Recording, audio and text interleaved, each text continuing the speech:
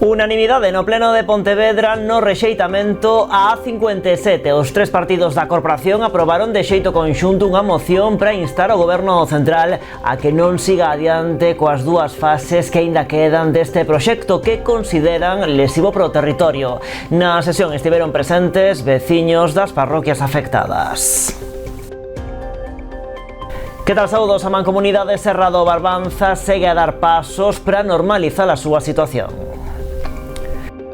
Tras a aprobación dun presuposto do plan de pagos a FCC, seguen a traballar na licitación do novo servizo de recollida. Tamén contará con persoal de xestión da entidade e dará benvida a novos socios. A renovada rúa Clara Campoamor de Vilagarcía xa está plenamente operativa tras a obra de reforma. Esta mañá visitaron a vía o alcalde Alberto Varela xunto co deputado provincial Ricardo Martínez. A actuación contou cunha achega de máis de 630.000 euros do plan Mais Provincia da Deputación de Pontevedra. Xornada informativa do GALP Ría de Pontevedra en Sanxenxo, centrada nas axudas que xestiona o organismo no marco do Fondo Europeo Marítimo de Pesca e de Acuicultura. A elas poden optar proxectos que teñan que ver coa posta en valor da pesca e do medio rural, en particular praceiros de Portonovo e Sanxenxo. Por iso na sesión tamén participou o GDR Salnés Ullaumia para presentar tamén as súas liñas de axuda. Un conductor deuse a fuga este domingo en Noia tras colidir contra varios vehículos estacionados. O home foi localizado a primeira hora da tarde. A colaboración veciñal foi clave. Música para festexar Santa Icía en Ribeira. A Igrexa Parroquial de Ribeira collerá un ciclo de concertos con motivo desta festividade. Terán lugar o venres e sábado coa participación das corais municipais e do Círculo Mercantil. Asuntos que tratamos de contado aquí nas Novas do Día en Canal Rías Baixas. Comezamos.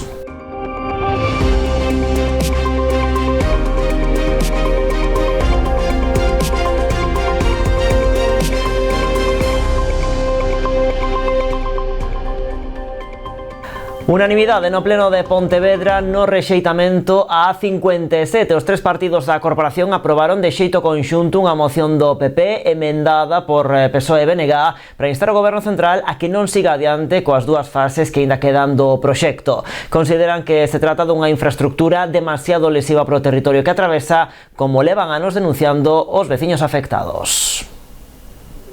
Pontevedra pecha filas en contra da A57. Partido Popular, BNG e PSOE aprobaron hoxe por unanimidade instar o Goberno do Estado a que non siga adiante coas fases pendentes do proxecto. Hoy, 17 de noviembre del 2025, el Pleno de Pontevedra certifica la defunción de la A57. Muchas gracias. Estou convencido absolutamente que polo menos en moitos anos, en décadas, o perigo está liberado, co cual, pois, bueno, para a xente que se podía estar afectada, pois creo que é unha moi boa noticia e teñen toda a razón do mundo. Vamos facer todo o posible para que ese sinsentido que o trazado da A57 por Bora e por Xeve non se execute e podan atenderse as reclamacións dos veciños e veciñas. Pero o Partido Popular foi o primeiro en levar a cuestión ao pleno. Fixo cunha moción na que, ademais de reclamar que a A57 non se leve adiante, solicitan a unión do treito xa executado co polígono do Campiño e a gratuidade da AP9. Es una decisión valiente, es una decisión justa, una decisión que va a terminar probablemente con años de sufrimiento de muchas familias, pero no es solo una decisión para el sufrimiento de las familias, es una decisión para terminar con un despilfarro absolutamente innecesario. O Partido Socialista presentou unha emenda a esta moción. O texto reclamará a Madrid que os cartos se destinen a executar a autovía cara ao sur da provincia, entre Vilaboa e o Confurco, para unir Pontevedra con Ourense, a Meseta e Portugal sen peaxes. Iván Puentes recordou que o trazado da A57 foi deseñado por un goberno de Mariano Rajoy. As leccións de valentía están moi ben, pero un demostra que é valente cando llo pide ao seu partido. E cando dentro do seu partido, en contra do criterio do seu goberno, traballa para defender os intereses dos veciños e veciñas de Pontevedra. E iso é o que o Partido Socialista está facendo. A última emenda á moción levou a asinatura do BNG, que propón solicitar á Xunta a mellora do trazado e o aumento da capacidade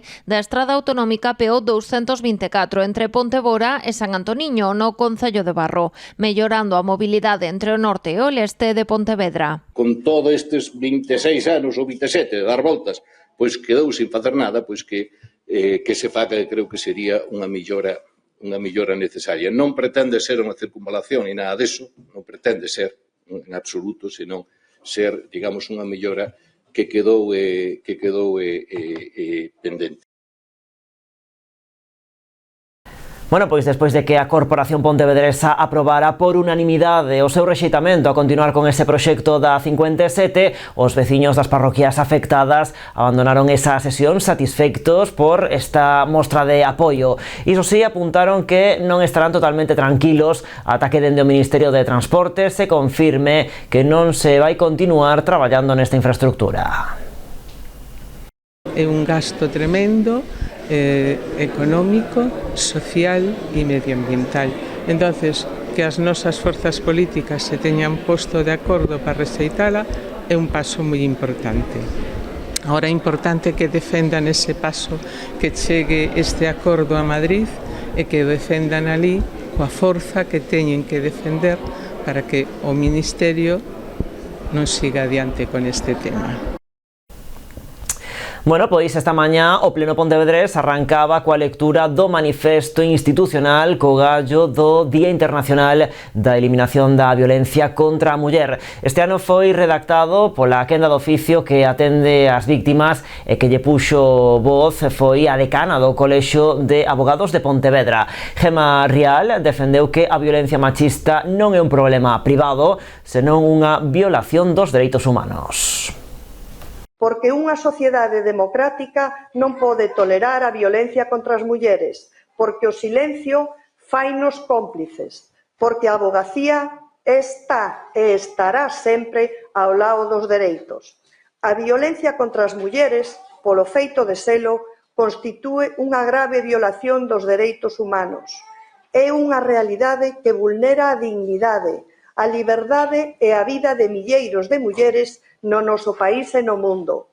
Como profesionais do dereito, temos a responsabilidade ética e xurídica de actuar e asumimos o compromiso de facelo con dilixencia, sensibilidade e rigor na atención ás vítimas, contribuindo activamente á construción dunha sociedade libre de violencia. Actualmente son 221 os abogados pontevedreses que prestan asistencia ás víctimas na quenda de oficio con presenza nos 11 partidos xudiciais da demarcación territorial deste colexio. Rial deu datos. Nos 10 primeiros meses deste 2025, os abogados da provincia realizaron máis de 640 asistencias a mulleres víctimas de violencia machista, das cales 124 corresponderon ao partido xudicial de Pontevedra.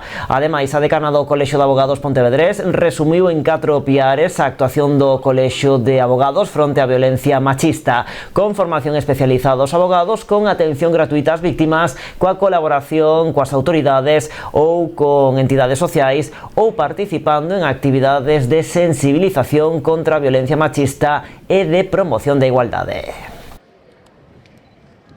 Vémolo tamén en portada. A Mancomunidade Serra do Barbanza segue a dar pasos para a súa normalización tras a aprobación dun presuposto e do plan de pagos a FCC. Seguen a traballar na licitación do novo servizo de recollida.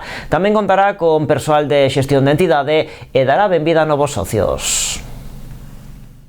Tras unha década sen orzamentos, a Mancomunidade Serra do Barbanza aprobou o presuposto para este 2025 por importe de 14 millóns de euros, que permitirán asumir en certa medida a suba das cotas e o plan de pago a 10 anos da débeda con FCC, que ascende a 23 millóns. Estes acordos constitúen o primeiro paso de cara a regularizar a situación da entidade, que contará por fin con persoal de xestión e administrativo.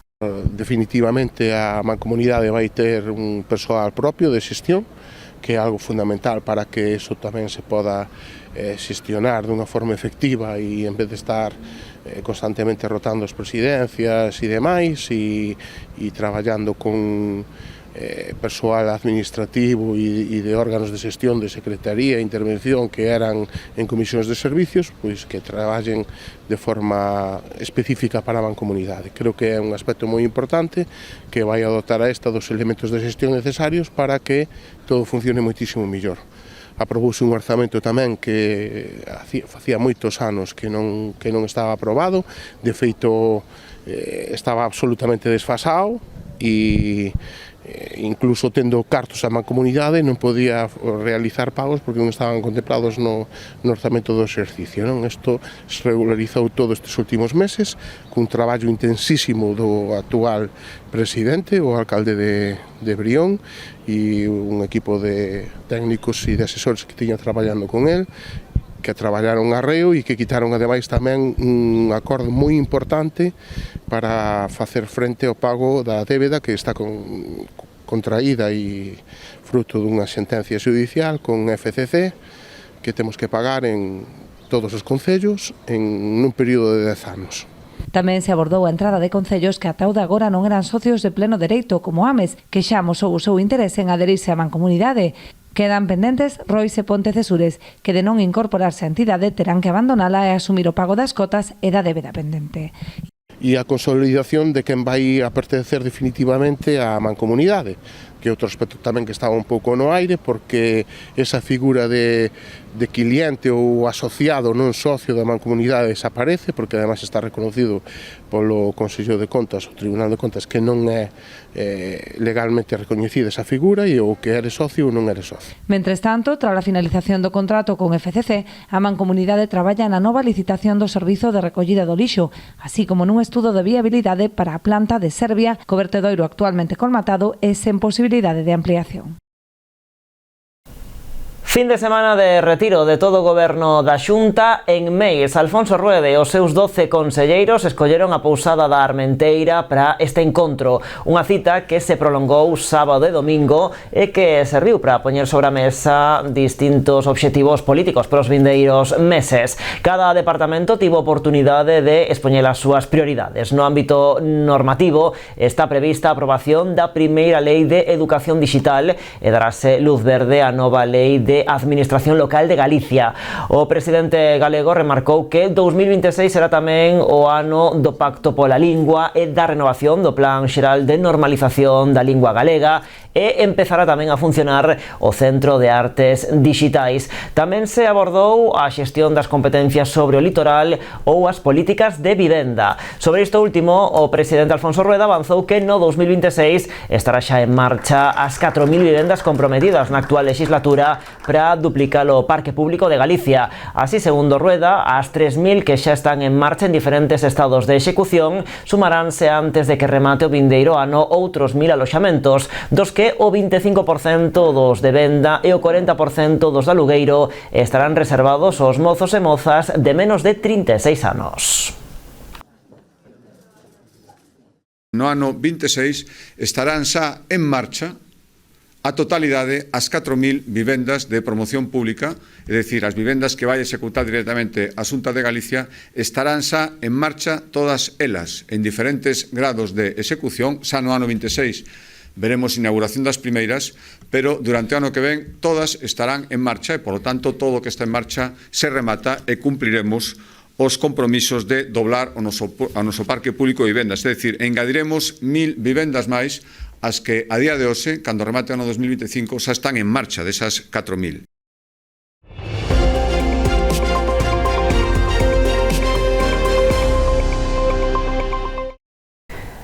En Vilagarcía, a renovada rúa Clara Campoamor xa está plenamente operativa tras a obra de reforma. Esta mañá visitaron a vía o alcalde Alberto Varela xunto co deputado provincial Ricardo Martínez. A renovación e humanización desta rúa foi financiada con fondos da Deputación cunha achega de máis de 630.000 euros do Plan Máis Provincia. A obra contou cun presuposto total de 660.000 euros. Esta vía, antes baixo a denominación franquista de Conde Vallellano, loce unha nova fisionomía na que os peóns gañan espazo. A reforma incluiu a renovación dos servizos soterrados, entre eles a ampliación das tubaxes de pluviais para tentar minimizar o impacto das fortes precipitacións e que, ante un posible asulagamento, a zona poida desaugar o antes posible, como aconteceu a semana pasada. A rúa estrea tamén en superficie nova imaxe que comparte un aspecto homoxéneo coa Praza de Galicia e a súa contorna. Ten novo mobiliario e tamén distintos elementos naturais, entre eles as 14 xacarandás, árbores que sen dúbida converteránse no elemento distintivo deste espazo, especialmente cando chegue a primavera e florezan. O alcalde destacou que este é un exemplo máis do modelo de cidade polo que está a apostar o goberno local de Vilagarcía. Un modelo donde antes había asfalto, donde había coches. É certo que estaba dende o Covid, pois xa estaba peatonalizada, xa estaba como unha rúa peatonal, pero non era necesaria unha reforma. É unha aposta moi clara por un modelo de cidade que pensa que no espacio público teñen que estar as persoas, que teñan que haber zonas de estar, zonas para xogo dos nenos, zonas para os maiores, e donde antes había asfalto, pois agora hai un chan que é totalmente accesible para as persoas maiores principalmente, hai zonas verdes, hai zonas de estar, é unha aposta por unhas rúas máis amables. Unha calle que foi casi financiada con un plan todo máis provincia, 632.000 euros da Diputación, entra dentro do plan máis provincia do ano, que foron casi 1.400.000 pasados. Como vedes, cambiouse do formigón, puseronse bancos, fíxose un calmado de tráfico, e todas estas cousas que ao final van disfrutar os veciños de Vilagarcía. Seguimos en Vilagarcía. As obras de reparación das deficiencias no teito do albergue do Carril comezarán a mediados desta semana. O Concello asumirá os custos de reparación, que ascenden a 4.400 euros, co obxectivo de poder reabrir este edificio canto antes. A Xunta de Goberno local deu hoxe luz verde a estes arranxos. En concreto, instalarase unha rede de aceiro galvanizado anclada e tensada sobre os elementos estruturais que impidan calquera outro desprendemento fortuito. A decisión foi pactada entre o Concello e os técnicos da Axencia Galega de Turismo. Aínda que as labores non presentan maior dificultade, terán unha duración aproximada dun mes ante a necesidade de instalar un andamio para poder acceder. A comezos do pasado mes de setembro, lembrarán, Turismo de Galicia, que ten cedido o uso do recinto por parte do Concello, informou de que se producira un desprendemento de 4 bovedillas cerámicas do forxado, o que obrigou a pechar o albergue. E máis proxectos, a Pobra saca a licitación o de reparación e mellora da cuberta da piscina municipal. A obra, cun investimento de preto de 170.000 euros, ten como finalidade darlle solución ás actuais deficiencias que presenta o complexo deportivo e que están a provocar problemas de humidades e filtracións en varias zonas. A actuación prevé o desmontado da totalidade do teito, o caleiro e o resto de elementos, como é o caso das claraboias ou os condutos de ventilación, que serán sustituídos por outros novos. E a volta da publicidade, entre outros asuntos, falamos dese conductor que se deu a fuga este domingo en Noia tras colidir contra varios vehículos.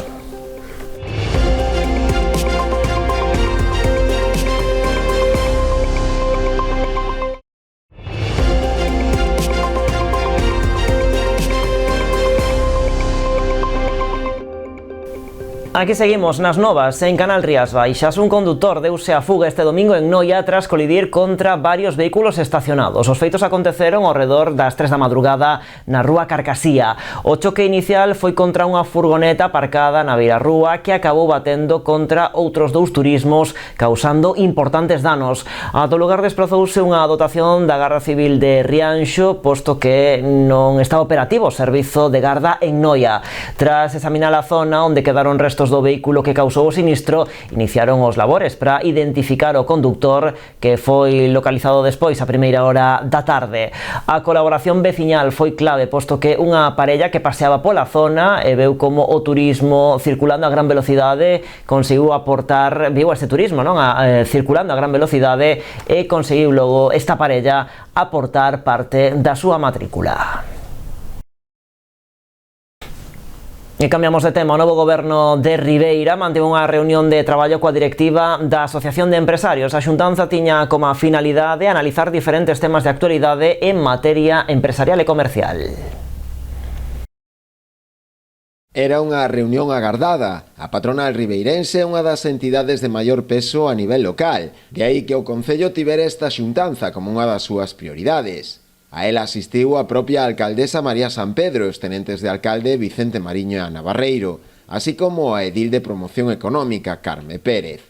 En riba da mesa, dous asuntos cruciais para a asociación, como son o incremento de chan industrial e a posta en marcha da circunvalación. Próximamente vanse a asinar as parcelas que quedan pendientes do polígono industrial, polo tanto creo que vamos a dar un gran paso en canto que é a disposición de terreos e a partir de aí pois teremos que buscar alianzas, como non, para poder dar os seguintes pasos e que dende logo pois poidamos materializar acordos e poidamos materializar pois como digo esos seguintes pasos a dar en materia industrial. En canto á circunvalación, pois tamén estamos traballando en poder chegar a acordos para reactivala. E dende logo o que lles dixemos aos empresarios con respecto ao tema da circunvalación é que este goberno vai a decir un rotundo sí á circunvalación. Entre outros temas abordados tamén na xuntanza con representantes da asociación, atopábanse o estado de limpeza e ornato das rúas. Creo que temos que axudarlles a todos os comerciantes a poñer en valor pois esos produtos, esas tendas, esos comercios e que se fagan pois máis atractivos para que a xente veña a Ribeira e consuma todavía máis no noso concello. Non creo que hai certas eivas en canto ao tema pois de mobiliario urbano, de limpeza ou outros elementos que poden pois xogar un papel importante a hora de facer de Ribeira un lugar máis atractivo. Creo que temos que traballar en esa sintonía con eles, na de mellorar os espazos públicos, na de facer os espacios públicos pois máis bonitos, máis atractivos e que dende logo pois a xente pasee por Ribeira e se sinta agradada e se sinta pois que está en unha vila que está arreglada e que está coidada. Na xuntanza tamén se tocaron outros asuntos que gardaban relación coas futuras campañas de dinamización comercial, entre as que se atopan unha das máis importantes do ano, como é a do Nadal, na que a patronal ribeirense está xa traballando. Unha das iniciativas que buscan unha repercusión positiva na economía local, ás que os representantes municipais ratificaron o seu apoio, ademais de avaliar a posibilidade de retomar o bono comercio.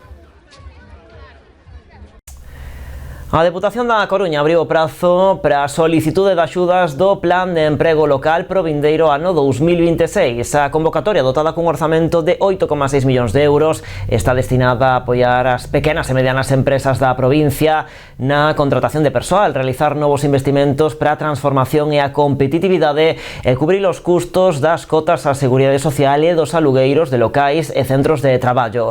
O prazo de solicitudes permanecerá aberto ata o 16 de decembro e a tramitación das mesmas deberá realizarse exclusivamente de forma telemática a través da plataforma Subtel da Deputación.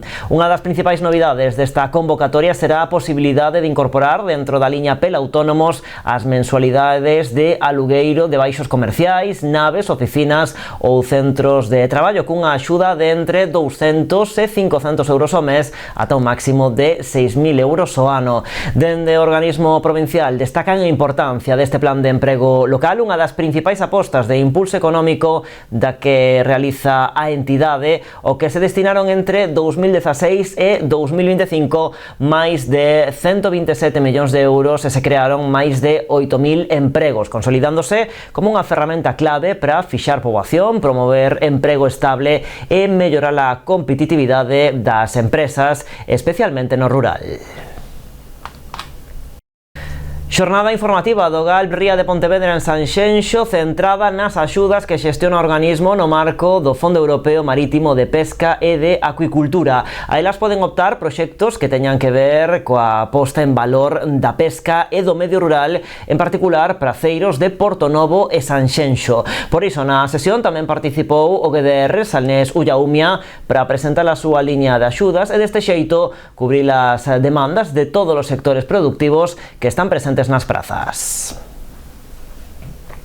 Xornada conxunta do Grupo de Acción Local do Sector Pesqueiro Ría de Pontevedra e o Grupo de Desenvolvemento Rural Salnés Ullaumia, centrada nas axudas a proxectos que poñan en valor a pesca e o medio rural. O encontro tivo lugar no Club Náutico de Portonovo. Pareceunos axeitado facer esta reunión conxunta porque en breve imos ter a vosa disposición as nosas liñas de axudas a convocatoria do ano 26. E por eso queríamos facer esta reunión para darvos a coñecer as liñas mestras destas convocatorias, das dúas, tanto das que vai abrir a Consellería do Mar para os grupos de acción local de pesca, como as que vai a ter a súa disposición o GDR. A xornada estivo aberta ao público interesado na presentación de proxectos, en particular praceiros e praceiras de Portonovo e Sanxenxo. De aí a implicación tamén do GDR Salnés Ullaumia para presentar a súa liña de axudas e deste xeito cubrir as demandas de todos os sectores productivos presentes nas prazas. Yo creo que estas jornadas de presentación son muy interesantes, la verdad es que es la primera vez que las hacemos juntas, pero así abarcamos pues una variedad de opciones para vosotros que serán interesantes. Nestes momentos, o GDR Salnés Ullaumia está a xestionar o período de axudas 2023-2027. A convocatoria de 2025 xa está pechada e o organismo está á espera de poder iniciar a de 2026. A xerente do GDR deu conta dos pormenores do programa Líder que aposta, explicou, pola autonomía das comunidades locais para impulsar o seu territorio, fixando ademais poboación no rural. Nosotros, desde el territorio, a través de los miembros y las asociaciones que tenemos en nuestro GDR, son los que deciden lo que hay que hacer en nuestro territorio y lo priorizan. Y eso es donde se plasma en ese documento, le llamamos la estrategia local. Decidimos nosotros. Nosotros queremos... nosotros decidimos lo que queremos hacer en nuestro territorio, no viene impuesto.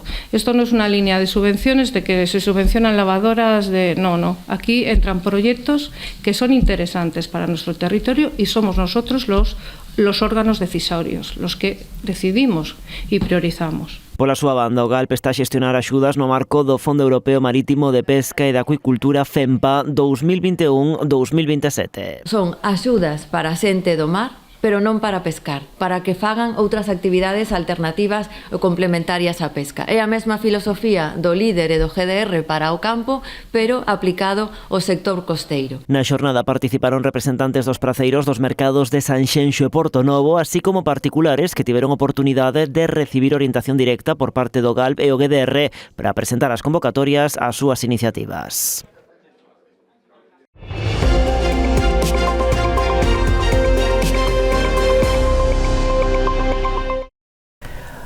Unha ruta de tapas é a principal novidade da segunda edición de Micogrobes. A xornada micolóxica do Grove conta con distintas charlas, saídas ao monte, identificación das especies, exposicións, unha búsqueda do tesouro e tamén un concurso de fotografía. Mais alá destas actividades micolóxicas vai haber outras paralelas, como un obradoiro infantil de cociña, outro sensitivo e olfativo, que son dúas das principais propostas novidosas que se incorporan este ano a esta segunda edición destas xornadas de Micogrove. Este ano a cita medra no tempo, espallándose dende o 28 de novembro ata o 8 de decembro. Tamén nese tempo poderá facerse esa ruta que bautizaron como Setapas, na que participan 8 establecementos do Grove e que ofrecerán distintas propostas cos cogomelos, por suposto, como grandes protagonistas. A novedade principal deste ano é a ruta das tapas e tapas.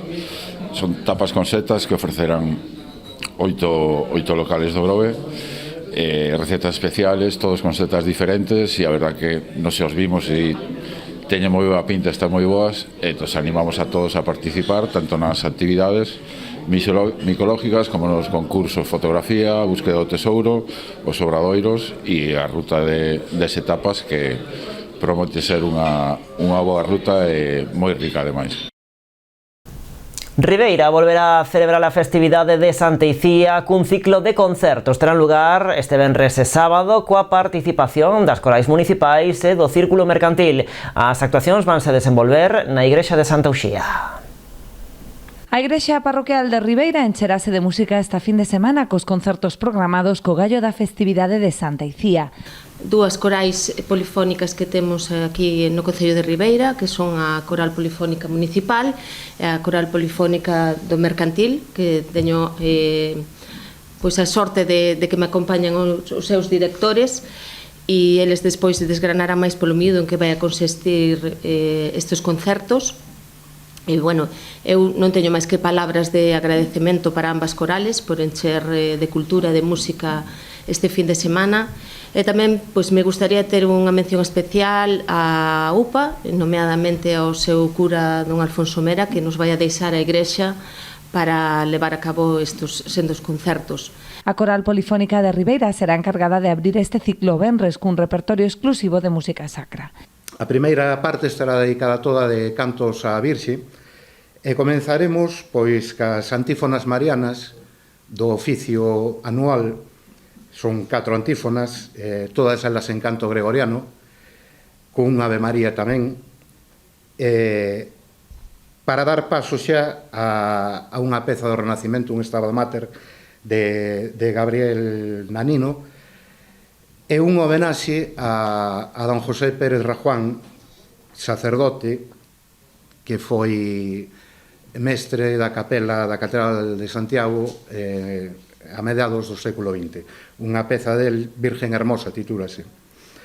Rematado a parte da Virxe, a segunda parte terá xa un contido máis variado.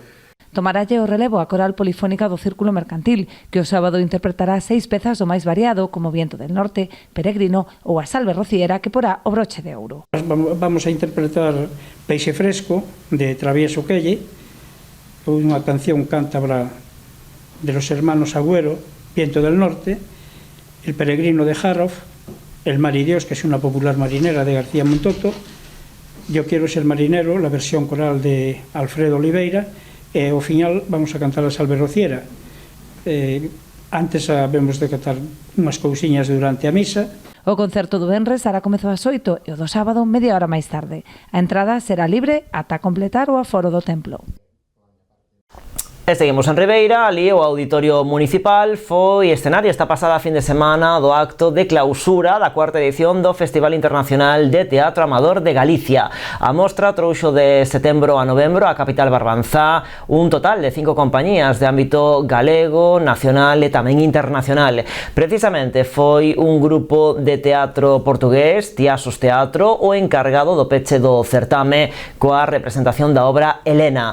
O Concello aproveitou a clausura para facer entrega de galardóns a todos os grupos participantes, un acto no que, entre outras actividades, estivo presente a concelleira de Cultura, Ana Barreiro. Na súa intervención destacou que Ribeira goza de gran vitalidade cultural, sendo un municipio que sempre tivo un forte compromiso co teatro, polo que, segundo dixo, este festival contribuiu a fortalecer e enriquecer aínda máis a programación cultural que se oferta. E así marchamos máis en canalriasbaixas.com e tamén nas nosas redes sociais. Como sempre, graciñas por estaren aí.